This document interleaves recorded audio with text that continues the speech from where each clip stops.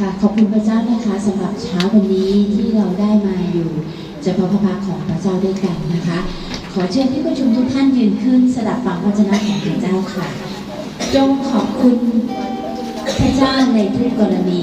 เพราะนี่แหละคือพระประสงค์ของพระองค์สำหรับท่านทั้งหลายในพระเยซูคริสต์ในพระธรรม1 เทสโลนิกาบทที่ 5 ข้อ 18 นะคะพี่น้องคะในช่วงเวลานี้อยากจะนำท่านเข้ามาสู่การนับพระพรของพระเจ้านะคะว่าพระเจ้ามีพระพรในชีวิตของเราอย่างไรทุกลมหายใจที่เรามีคุณค่ากับชีวิตและเต็มไปด้วยความสุขและความดีในองค์พระผู้เป็นเจ้าค่ะ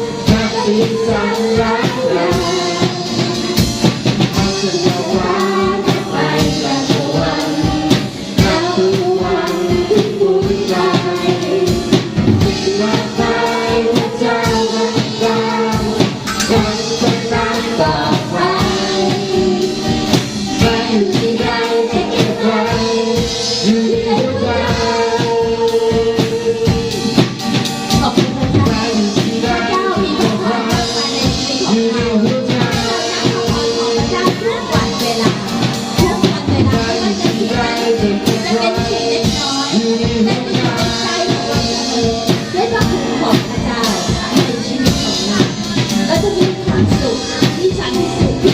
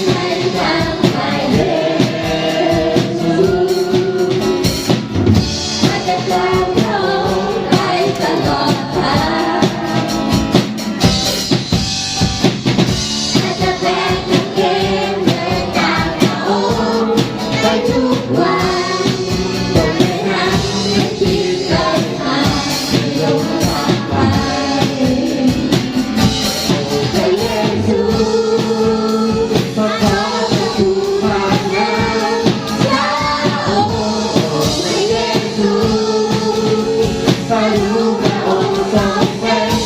พระเจ้ายิ่งใหญ่มาจากพวกเราเป็นเพลงเมื่อใครร้องไห้จากจิตใจของพระองค์มาถึงเราอยู่เรื่อยไปโอ้พระเยซูพระราชทูตมาแล้วพระองค์โอ้พระเยซูพระรู้พระองค์ทรงเป็นพระเจ้ายิ่งใหญ่มาจากพวกเราเป็นเพลงเมื่อใครร้องไห้จากจิตใจของพระองค์มาถึงเราอยู่เรื่อยไป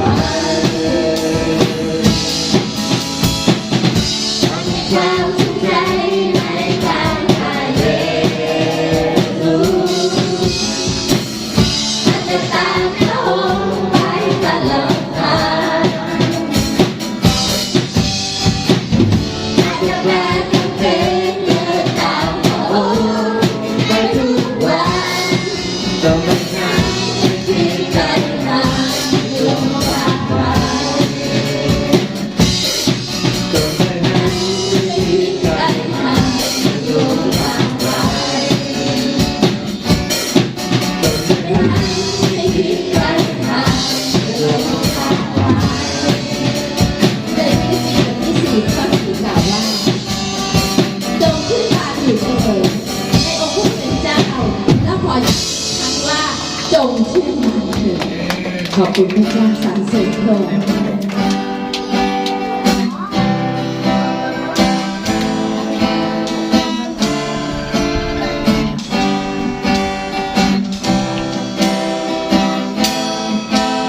เมื่อเล็ก อาเลพระลงดินจะโตขึ้นเป็นต้นใหญ่โตมากมายได้พื้นที่อาศัย ผมเชื่อ ลงเชื่อไม่เท่าไรต้องเป็นผู้ใหญ่คนเราเป็นสิ่งผู้คนง่ายดาย ถ้าที่จะให้พระองค์เข้ามาช่วยเติมความรักที่เข้าไปให้รักพระองค์รู้ได้เป็นของไม่น้อยจนได้เป็นยักษ์ได้ให้เขาเป็นที่ของฉันเป็นของขวัญให้ได้เป็นของที่สบายจงทำให้ใจ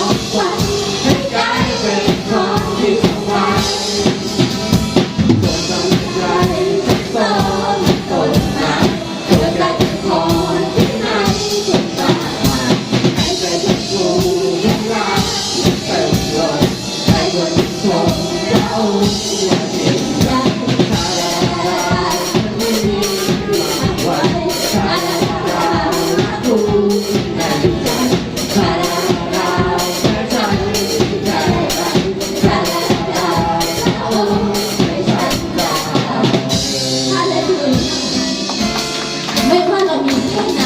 เมื่อความรักเราถูกขึ้นเรารู้ว่าพระเจ้าจะช่วยเราแบ่งปันให้กับทุกคนสายตาที่จะดูจากยกโลงความหวังและความเชื่อก็จะถูกปลุกขึ้นทุกคนที่เคยตาพร่ามัวกับชัดเจนเพราะลงแสงสว่างแห่งชีวิตของเรา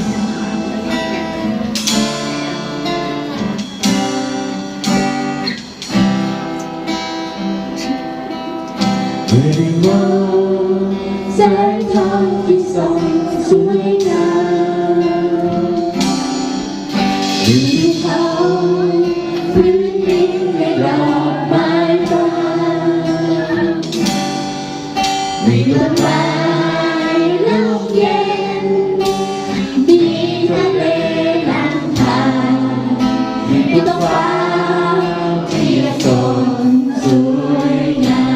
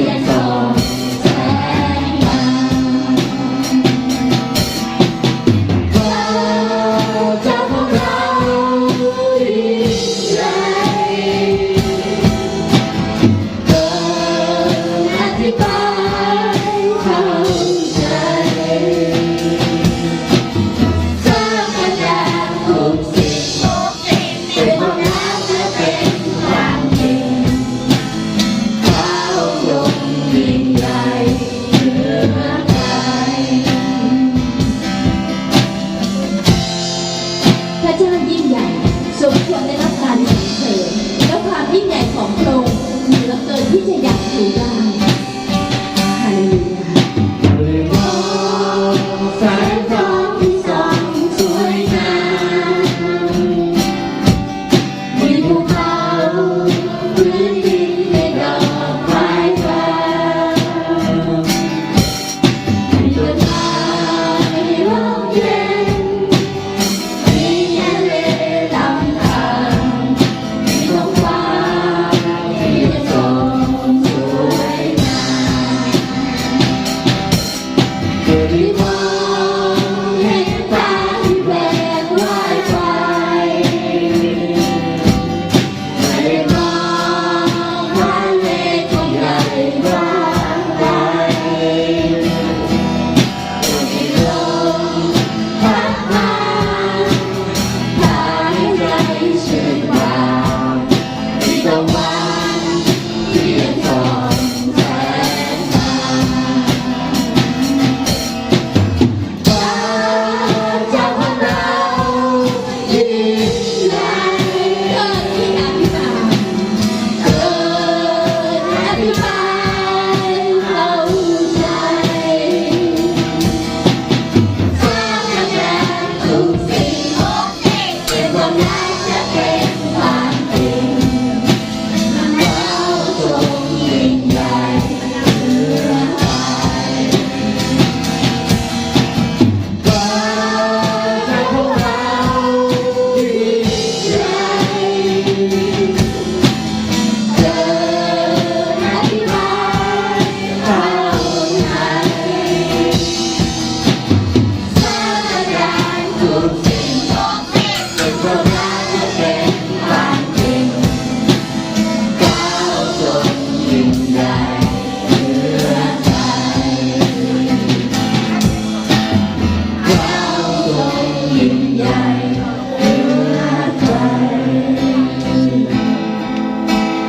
เราทรงยิ่งใหญ่เหนือใคร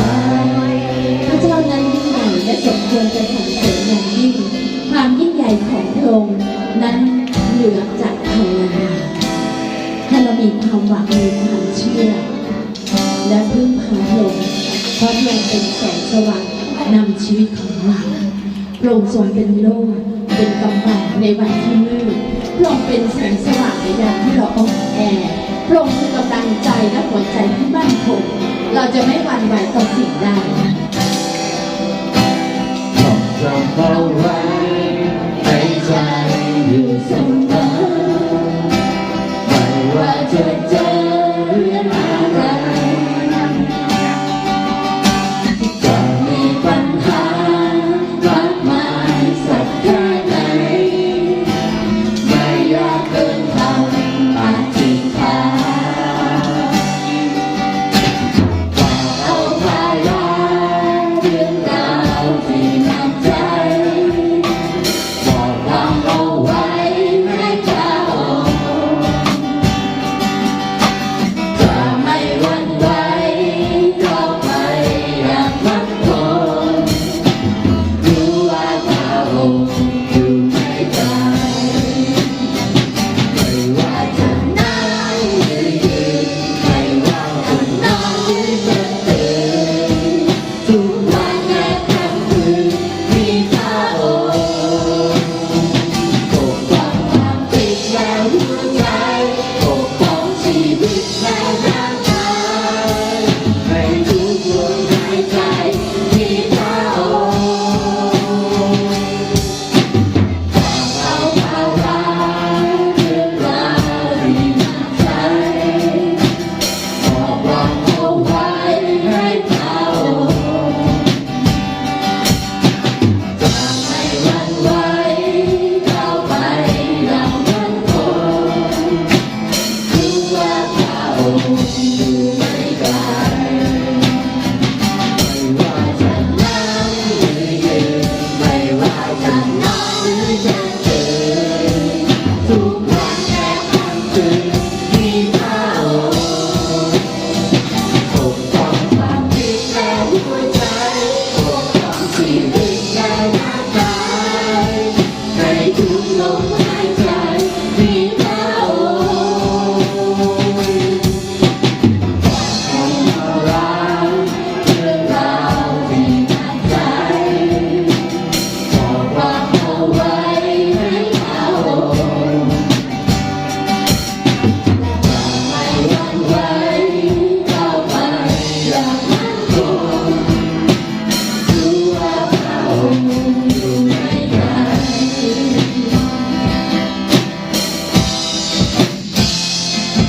พระเจ้าทรงปกคุมเราด้วยแขนของพระองค์และเราจะเที่ยวลี้ภัยภายใต้ปีกของพระองค์ความชื่อสัตย์ของพระองค์ทรงเป็นโลกเป็นกำแพงที่ปกป้องเราฮาเลลูยา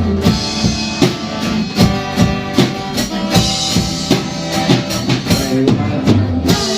หรือยืนไม่ว่าจะนอนหรือจะตื่นทุกวันและทั้งคืนมีพระองค์ ใช่แล้ว ปกป้องความคิดและหัวใจปกป้องชีวิตและร่างกายในทุกลมหายใจมีพระองค์เอาภาระเรื่องราวที่หนักใจบอกวางเอาไว้ให้พระองค์ไม่หวั่นไหว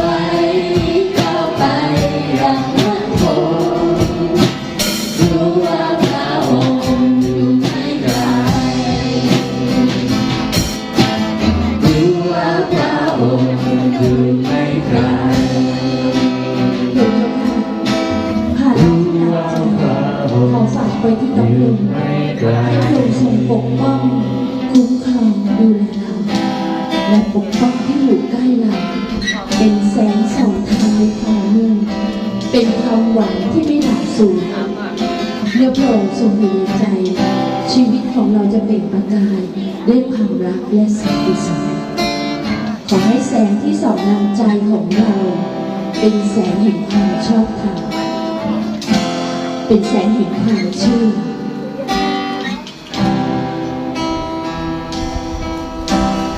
ทั้งชีวิตจิตใจ เรามอบไว้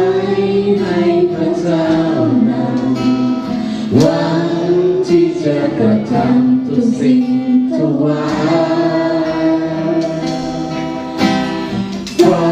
ะที่ ม้ทางไกลเท่าไร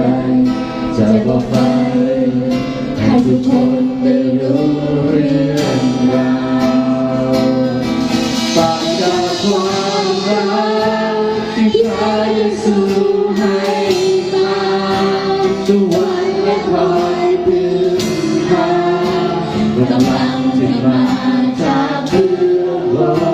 นคอยเป็นแสงสะท้อนเรื่องราวความจริงว่าเราเป็นทุกๆสิ่งเป็นความหวังของเรา พระเจ้าเป็นทุกสิ่งเป็นความหวังของเราให้เราอดทนและเพียรพยายามทำความดีเพื่อเราจะเห็นถึงพระสิริอันยิ่งใหญ่ของพระองค์ พร้อมที่จะอดทนใจเป็นล้นกำลังสู้ไปรู้พระองค์อยู่ในจิตใจของเราเราที่คอยร่วมแรงเพื่อเป็นแส